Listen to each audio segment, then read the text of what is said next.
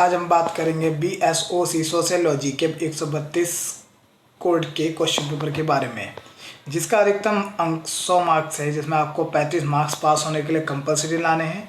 ये आपका 3 घंटे का एग्ज़ाम है। इस क्वेश्चन पेपर में आपको कोई 5 क्वेश्चन करने हैं। टोटल 8 क्वेश्चन दिए हैं और हर क्वेश्चन के आंसर 400 शब्द में होने चाहिए। हम पहला क्वेश्चन करेंगे, भारत में एकता विविधता से आप क्या समझते हैं? उचित उदाहरणों सहित स्पष्ट कीजिए। तो इसका आंसर है, भारतीय समाज विभिन्नताओं की भूमि है। भारत विभिन्नताओं का देश है। कश्मीर से कन्याकुमारी तथा कटक से अटक तक विस्तृत भाग में विभिन्न प्रकार की विभिन्नताओं का दर्शन होते हैं। भारत में अनेक प्रजातियों के लोग एक साथ रहते हैं, हालांकि उनकी संस्कृति एक दूसरे से बहुत अलग है। भारत में जाति उपजाति पाई जाती हैं। इनमें उतार चढ़ाव की प्रणाली ऊंच नीचे के स्तरीकरण पर पाया जाता है। देश में विभिन्न प्रकार की भाषा लोग हैं। भारत अनेक धर्मों का जन्मस्थली है। यहाँ कोई हिंदू है तो कोई ईसाई, कोई बौद्ध, कोई सिख, कोई मुसलमान और पारसी जैन है। भारत भौगोलिक दृष्टि से भी कई क्षेत्रों में विभाजित है, इसलिए यहाँ जलवायु संबंधी विभिन्नताएं भी काफ़ी पाई जाती हैं। भारत में भिन्न भिन्न क्षेत्रों में लोगों के खान पान, रहन सहन, वेशभूषा आदि में भी विभिन्नता के दर्शन होते हैं। विविधता के प्रमुख प्रकार निम्नलिखित है। भाषाई विभिन्नता। भारत एक बहुभाषाई देश है। भारत में अक्सर लगभग विभिन्न भाषाएं बोलियाँ बोली जाती हैं। यहाँ एक प्रत्येक भौगोलिक क्षेत्र और उपक्षेत्र की अपनी एक भाषा या बोली है। यहाँ जितनी भाषाएं बोली जाती हैं उनके आधार पर उन्हें निम्नलिखित 4 भाषाई परिवारों में बांटा गया है। इंडो आर्यन भाषा परिवार, द्रविड़ परिवार, ऑस्ट्रिक भाषा परिवार, चीनी तिब्बती परिवार। इसमें मणिपुर, नेवाड़ी, नागा, लेप्चा आदि भाषाओं का समावेश होता है। भारत के संविधान में 18 प्रमुख भाषाओं की मान्यता दी गई है। यह था हिंदी, उर्दू, संस्कृत, गुजराती, बंगाली, कन्नड़, कश्मीरी, असमिया, मलयालम, मराठी, उड़िया, पंजाबी, सिंधी, तमिल, तेलुगु, मणिपुर, कोंकणी तथा नेपाली। इनमें हिंदी का स्थान प्रमुख है, जिनमें देश की लगभग 30% जनता हिंदी ही बोलती है। इसका दूसरा आता है सांस्कृतिक विभिन्नताएं। भारत में सांस्कृतिक दृष्टि से अनेक विभिन्नताएं पाई जाती हैं। ये भिन्नताएं वेशभूषा, खान पान, कला, प्रथाओं आदि क्षेत्रों में देखी जाती है। वेशभूषा की दृष्टि से उत्तर एवं दक्षिण के लोगों में, ग्रामीण नगरीय लोगों में, हिंदू व मुसलमानों में तथा परंपरावादी एवं आधुनिक कहे जाने वाले लोगों में बहुत अंतर है। पंजाब में सलवार एवं कुर्ता, राजस्थान में धोती कुर्ता और दक्षिण में लुंगी। इसी प्रकार स्त्रियों को वेशभूषा विभिन्नता पाई जाती है। खान पान की दृष्टि से भी अलग अलग है। पंजाब में गेहूँ, राजस्थान में ज्वार, बाजरा, मक्का, बंगाल में चावल व मछली प्रमुख भोजन है। वर्तमान सभ्यता में तो ये एक ही जाति एवं धार्मिक समूह के लोगों में खान पान संबंधी पर्याप्त अंतर पाए हैं। बहुत से लोग तो खान पान संबंधी किसी निषेध में विश्वास नहीं करते हैं। देश के विभिन्न भागों में विशिष्ट प्रकार के खाद्य पदार्थों के उत्पन्न होने से भिन्न भिन्न क्षेत्रों में खान पान के पृथक तरीके पाए जाते हैं। कला की दृष्टि से भी देश में पर्याप्त भिन्नता पाई जाती है। तीसरा, क्षेत्र विभिन्नता। भारत एक विशाल देश है। इनके अनेक अलग अलग क्षेत्रों में विभाजित है। यहाँ उत्तर एवं दक्षिण तथा पूर्व में 20,000 मील का फासला है और इसीलिए यहाँ पर अलग अलग तरीके के क्षेत्र विभिन्नता हैं। कहीं कहीं पशुपालन है, कहीं खेती अच्छी है, कहीं खेती अलग तरीके की है, कहीं कहीं बड़े उद्योग धंधे हैं। चौथा था धार्मिक विभिन्नता है। यहाँ पर धार्मिक भी बहुत सारी विभिन्नता है। यहाँ पर कई तरीके की धर्म, जैसे 6 धर्म मेन माने जाते हैं: हिंदू, मुस्लिम, ईसाई, सिख, बौद्ध तथा जैन। इसके अलावा पारसी, यहूदी वगैरह यहाँ पर धर्म है। उदाहरण, हिंदू धर्म में वैष्णव शैव हैं। इस तरीके से उपधर्म भी बटे हुए हैं। इस्लाम में शिया सुन्नी, ईसाई में कैथोलिक प्रोटेस्ट हैं और सिख धर्म में गैर अकाली धर्म है। तो इस तरीके से आपके धर्म भी बटे हुए हैं। हिंदू व इस्लाम धर्म में सबसे ज़्यादा यूपी में सबसे अधिक है और वहाँ की आबादी भारत में सबसे ज़्यादा है। 5वां, नरजातीय विभिन्नता है। नरजातीय का रंग एवं संस्कृति के आधार पर विश्लेषण किया था कि कहाँ पर कैसी, मतलब भाषा क्या, मनोरंजन क्या, प्रथा क्या, सबकी अलग अलग होती है। तो हर कैटेगरी में, हर राज्य में अलग अलग आपकी प्रथा अलग अलग होती है। जनसंख्या में विभिन्नता है। हर राज्य की अलग अलग जनसंख्या है। जनसंख्या की दृष्टि में भारत 7वां स्थान है दुनिया का और एशिया में दूसरे नंबर पर है। 1901 में केवल 23 करोड़ थी, 2001 में 102 करोड़ हो गई है। यहाँ जनसंख्या की स्त्री के मुकाबले में पुरुषों की संख्या ज़्यादा है। 2001 की जनगणना के अनुसार 1000 पुरुषों में 927 स्त्रियाँ हैं। सन 2009 के अनुसार प्रति 1000 जन्म दर 21.5 तथा मृत्यु दर 7.3 होने का अनुमान था। जनसंख्या के घनत्व की दृष्टि से यह भी पर्याप्त विभिन्नता देखने को मिलती है। वर्तमान समय देश में जनसंख्या का घनत्व 382 व्यक्ति प्रति वर्ग किलोमीटर है। मतलब हर वर्ग किलोमीटर 382 व्यक्ति रहते हैं। इसका नेक्स्ट क्वेश्चन फिर हम पढ़ते हैं, क्वेश्चन नंबर 4। हमारे सामाजिक जीवन में धर्म का क्या महत्व है? धर्म के समाजशास्त्र पर इमानुएल दुर्खिम के विचारों पर चर्चा भी करनी है। धर्म मात्र बौद्धिक उपलब्धि नहीं है, वह मनुष्य की स्वाभाविक आत्मा, परंतु वह शरीर और कर्म के आवरण से ढकी हुई, इसलिए वह अज्ञात है। आवरण से चैतन्य ढका हुआ पर इसका अस्तित्व विस्मरण नहीं है। सूर्य बादल से ढका पर वह अस्त नहीं है, पर उससे प्रत्येक प्रवृत्ति के उपरांत विराम चाहता है। शरीर, वाणी और मन की प्रवृत्ति मनुष्य को बाह्य जगत में लाती है। वाणी मौन चाहती है और शरीर स्थिर, शरीर की स्थिरता वाणी का मौन और मन का अंतर में ये लीन होना ध्यान है, और यही आत्मा का स्वाभाविक रूप, यही धर्म है। धर्म का अर्थ है आत्मा से आत्मा को देखना। बाकी आपके ये लाइन पढ़ लेना, इसमें धर्म के बारे में थोड़ा बहुत और दिया हुआ है। जहाँ त्याग और भोग की रेखा धर्म अर्थ से संयुक्त होता है, वहाँ धर्म अधर्म से ज़्यादा भयंकर बन जाता है। यदि हम चाहते हैं कि धर्म पुनः प्रतिष्ठित हो तो उसके विशुद्ध रूप से अध्ययन करें। एक बार देख लीजिए लाइन क्या क्या है।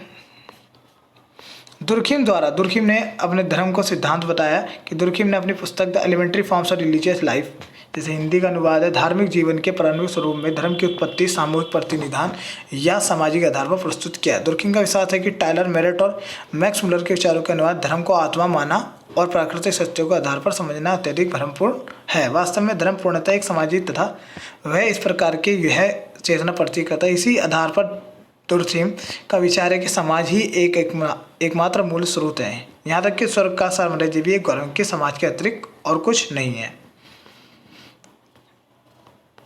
इसके बाद ये आपको पढ़ लेना कि क्या क्या विचारधारा हैं दुर्खिम की।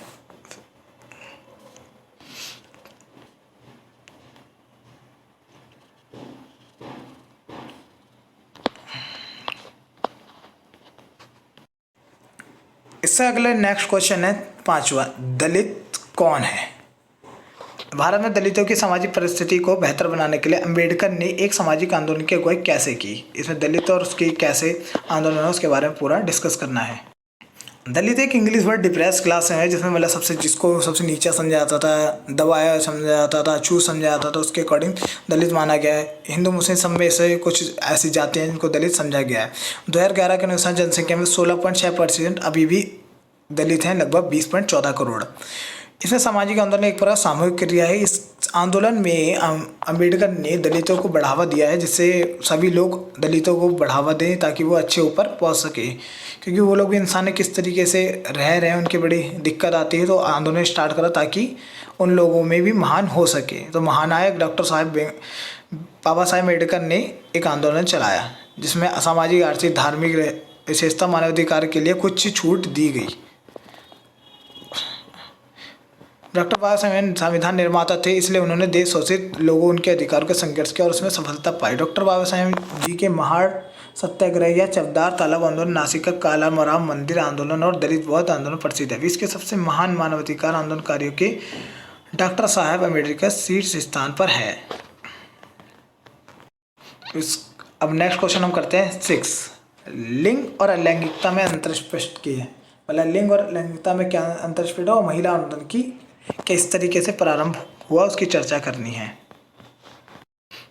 इस क्वेश्चन का आंसर कुछ पॉइंट्स में है। जैसे पहला, लिंग स्थिर होता है तथा प्रकृति पर आधारित होता है, जबकि जेंडर अस्थिर होता है तथा संस्कृति पर आधारित होता है। अन्य शब्दों में कहा जाता है लिंग एक जैविक तथ्य है, जबकि जेंडर सीखा हुआ व्यवहार है, किस तरीके से वो व्यवहार करता है। जेंडर सब संबंध फूलक, क्योंकि ये केवल स्त्री या पुरुष का घोतक नहीं है, अपितु इनमें पाए जाने वाले संबंधों को भी स्पष्ट रखता है। जबकि लिंग में ऐसा नहीं, क्योंकि यह केवल मात्र स्त्री या पुरुष में अंतर करता है। किसी विशेष समय में जेंडर से विवाह आर्थिक, सामाजिक और सांस्कृतिक लक्षणों मतलब किस तरीके से उनमें उदाहरणतः विनर होना, जो विनर मतलब स्त्रियां होती हैं जो ज़्यादा प्रबल होते हैं, पुरुष होते हैं। भावुक के लिए भी महिलाएं ज़्यादा भावुक हो जाती हैं, और जो आपका फीमेल होता है थोड़ा कठोर हृदय वाले और सक्रिय होते हैं। यूँ तो भारत में पश्चिम की तरह कलेक्टिव या सामूहिक फेमिनिस्ट मूवमेंट का कोई इतिहास नहीं है, लेकिन भारत की आज़ादी से लेकर हाल के किसान आंदोलन तक के इतिहास में कई ऐसे मौके दर्ज हैं जब बड़ी संख्या में औरतें किसी खास मकसद से सड़क पर उतर आई। उन्होंने एकजुट होकर संघर्ष किया और कई तरीके से, मतलब इसमें मेन 5 प्रमुख घटनाएं जिससे औरतों ने साबित किया कि वो आंदोलन अच्छे से, और काफ़ी चीज़ें मतलब कुछ भी चीज़ नामुमकिन नहीं है। जैसे पहला आंदोलन था चिपको आंदोलन, जो 1973 में हुआ था आपका टिहरी में, जहाँ पर सरकार कुछ बिजनेसमैन और पेड़ों को काटने आया था, तो वहाँ की महिलाएं इस पेड़ों से चिपक गई थी और बच्चे चिपक गए थे, तो जिससे इसका नाम चिपको आंदोलन हुआ और वहाँ पर खेतों को, जंगलों को बचाया। दूसरा, मणिपुर में महिलाओं का प्रदर्शन। ये आज़ाद भारत के इतिहास में अपनी तरह का पहला विरोध प्रदर्शन है, जिसने दिल्ली की एक सत्ता को हिलाकर रख दिया था। ये 11 जुलाई 2004 की घटना है। थंगजाम मनोरमा नाम की 32 साल की महिला पर अर्धसैनिक बल की असम राइफल के स्पैनो उसके घर से आधी रात में उठा और अगले दिन गोलियों से छलनी की उसकी लाशों में पुलिस ने पता लगा कि उसके साथ बलात्कार हुआ। मतलब जो लड़की थी 32 साल की महिला थी, मतलब उसे उठाया वहाँ के असम राइफल वाले सिपाहियों ने और उसका बलात्कार करके उसे गोलियों से छलनी करके खेतों में डाल दिया है, जिसके लिए पूरी आंदोलन हुआ।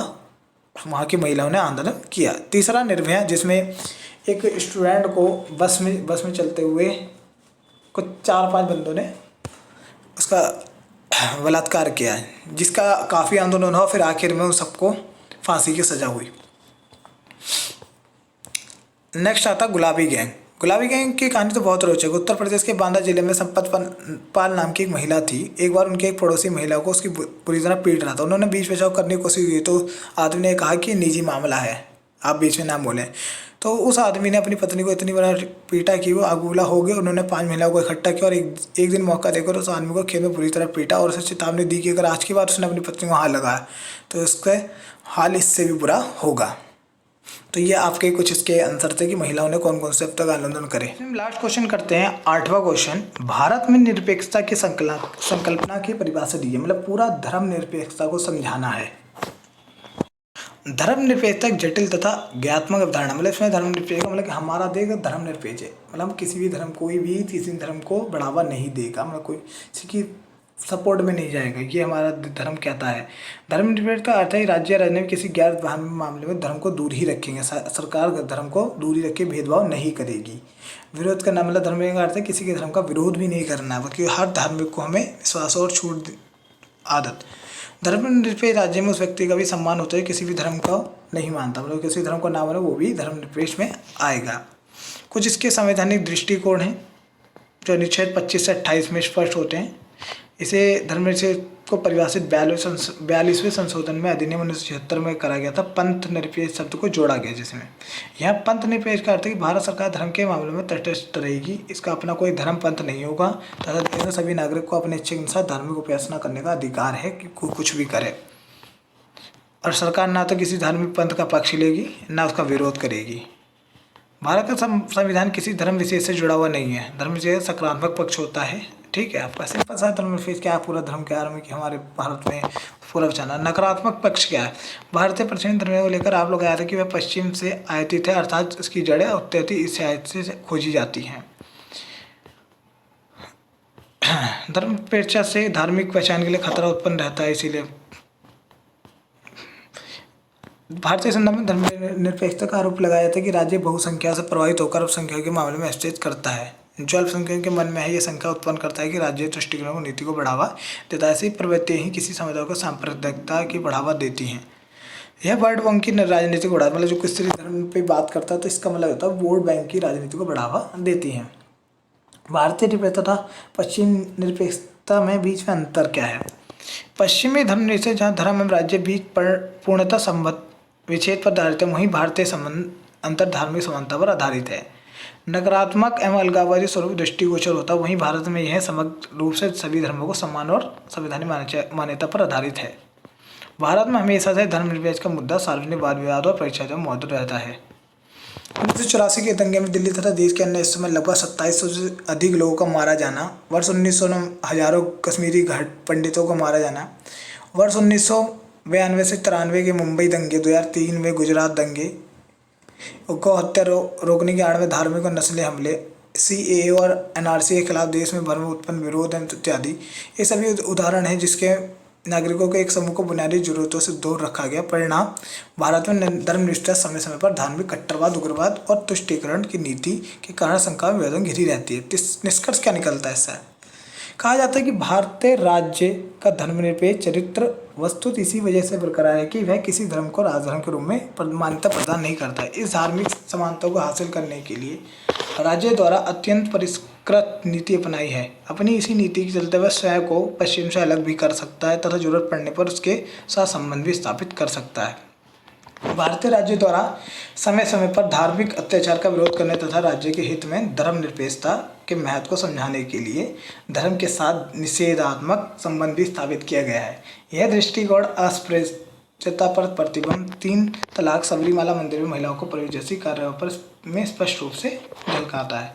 तो आपका पूरा आंसर धर्मनिरपेक्ष के बारे में था। यहाँ आपका ये क्वेश्चन पेपर पूरा फिनिश होता है। इसको हमने पूरी तरीके से क्वेश्चन का आंसर के साथ डीपली समझा दिया है। यही आपको मतलब इसी तरीके के कुछ क्वेश्चन आते हैं, ज़्यादा हार्ड नहीं आते, इसे आप कर सकते हैं आसानी से।